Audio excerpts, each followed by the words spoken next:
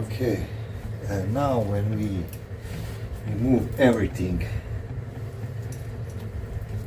from the bike, is the best time to check valve clearance. So yeah, let's do that. So we remove the spark plugs, and now let's remove this cover here.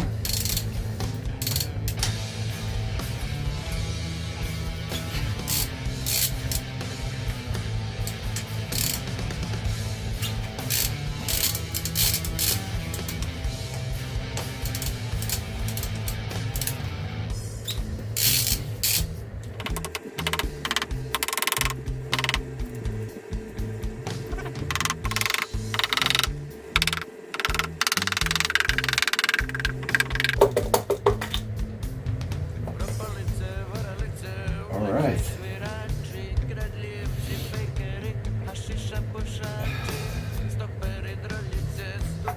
Everything looks real nice.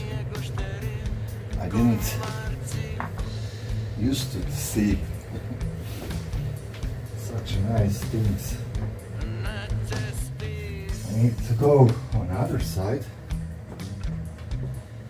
and move the engine in FT.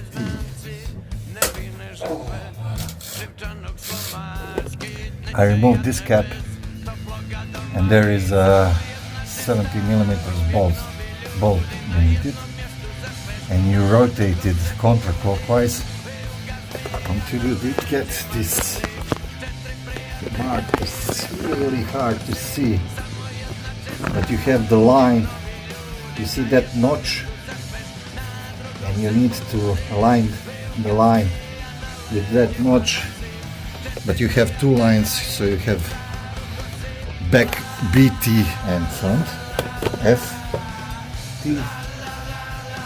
I always put it on the pins, and just to be sure that everything is smooth as butter. And now I have 015 is some middle value, so we need to be between the 10 and the 20. 010, 020. So let's try with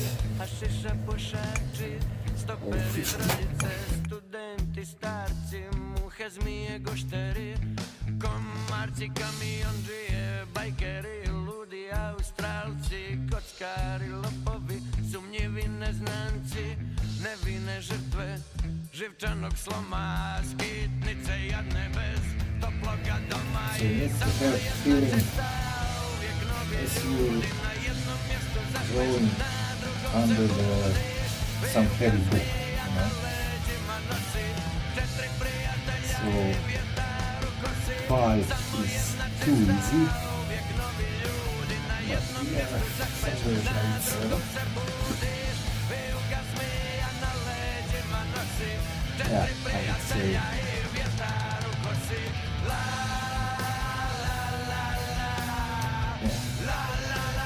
7 or 8.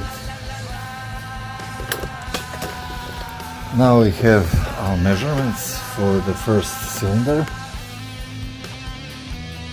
So let's try to focus this for you. Oh, motherfucker.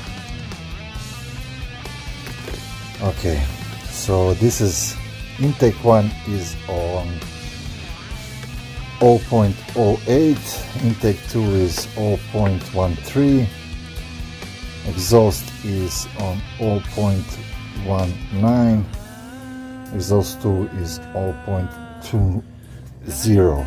So only one is intake on number 2 is in spec, and exhaust on number 2 is on spec barely. So this is what you will find mostly on the bikes that need well clearance. And when you make adjustments, be sure that you always go on the upper level of the tolerance. So if we have for intake 10 to 20, we'll try to get close to 20 as much as possible. Same thing from the exhaust valves. So we did the second cylinder too. We just have on second cylinder this sensor more. Be sure that you plug this hole as that is direct. You know, if you drop something there, it will be no fun. And now we have measures for each on second one, rear one. We have just on the first wheel we have barely on the edge one wheel, all others are out of the specifications. So yeah, we'll have 8 of them to set up. I must say that I did wheels a couple of times in my life, but it's still a little bit cringe moment, you know, when you do this, as you really don't want to fuck this up. So I have something like this, so I know exactly where I pull them off, as you don't want to miss anything, even the screws. Put back the screws as I find them. Let's start. Okay, so we just break loose in the crisscross pattern. Okay, so now this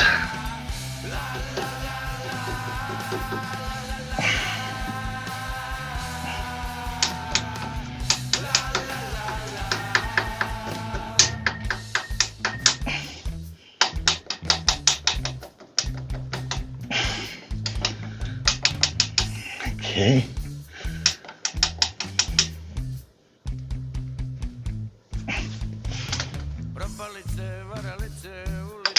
Okay, so you see, we have both those on the cover. That is good. Now we will go put on our paper in the direction we find it. And now we should be able to remove this. So this is the intake cover, and now this is why we do it. These are the caps, and under that caps are the shims that we need to adjust. So the best way to remove the caps and the shims is with a magnet tool. So just put it like this, and hopefully it will remove shim under it. You see them? Yeah, that is the shim. So we will put it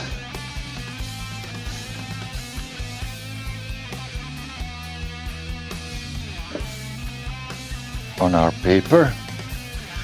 And the second one,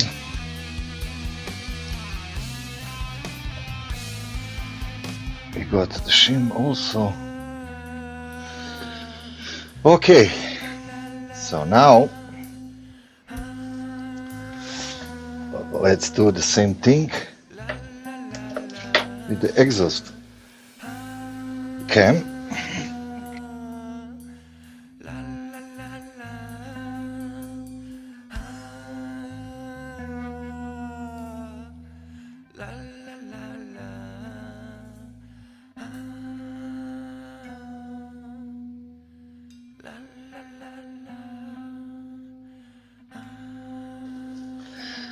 I will now easily extract these dowels, so I don't have to worry about them. Now what we got here is this, and now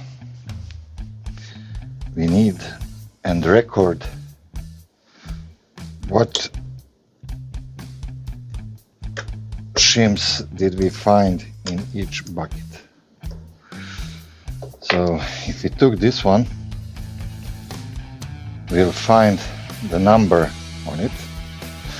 Don't get confused, as on factory they have all the numbers, but you cannot buy shims. For example, this one is 282, so I don't think you will find that shim. You will find 280, 285, but here we have 282. Okay. On this one we have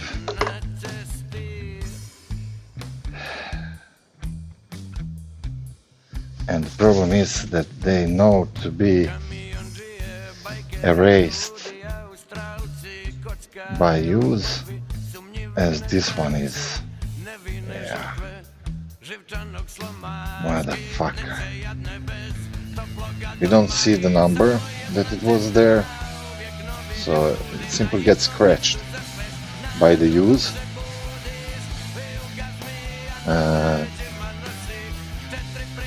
We'll have to use, okay, let's use caliper for start, but I will use micrometer at the end, but just for the sake of this video, let's use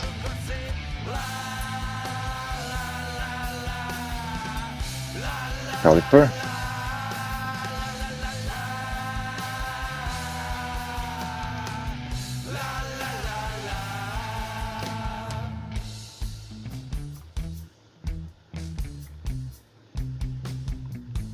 So this is 2.84. 284. Okay, let's put those numbers here also. So 282 was on the, no, on the second one. 284 was on the first one. So we have 284 and we have 0.08, so we want to go 10 up, and yeah, that's a bit tricky. I did a couple of things off the camera. As you know, I need to concentrate because I was already making a mistake, but yeah, I'm pretty sure I'm okay now. So on intake we measure 0.08 and we find the shim 284. So we will order 275, and that is 9 smaller, 0.09 smaller, and we will have 0.17. We should have 0.17. So we are not close to the gap, but in upper part of the specifications. For the second one, it's a little tricky as we have 282. If we go with 275, we would have 7.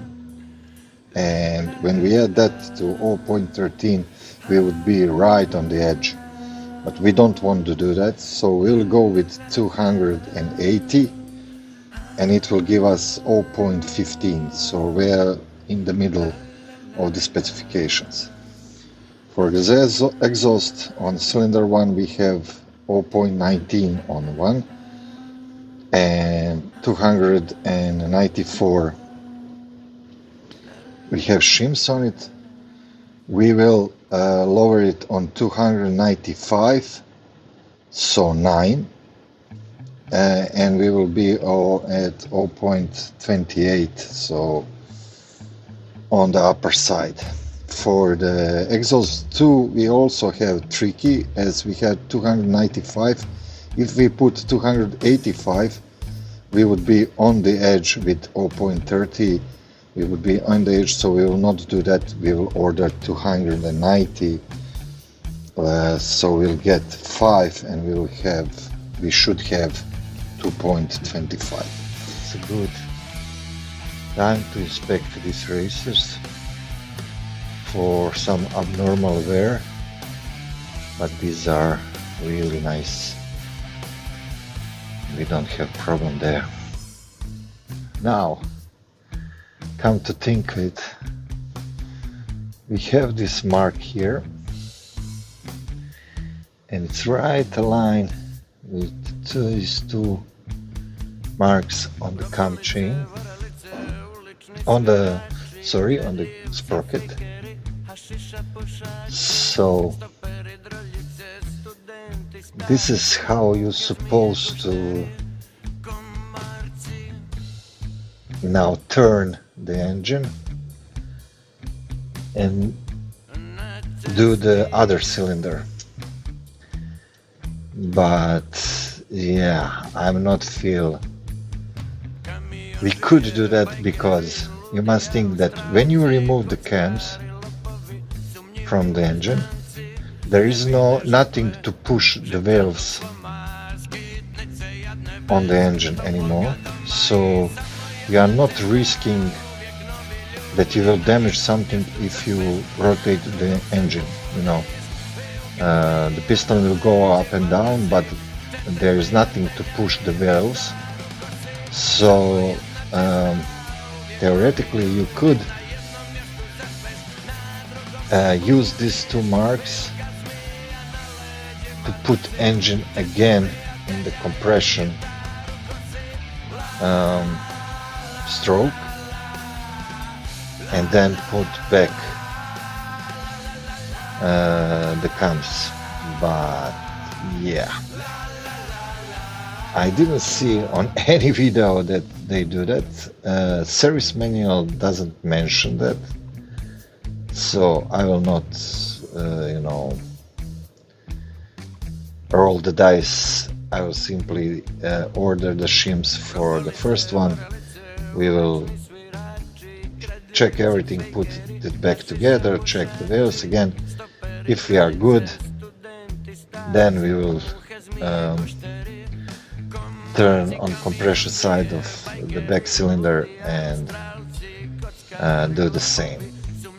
But yeah, I think theoretically you can do that with these two marks.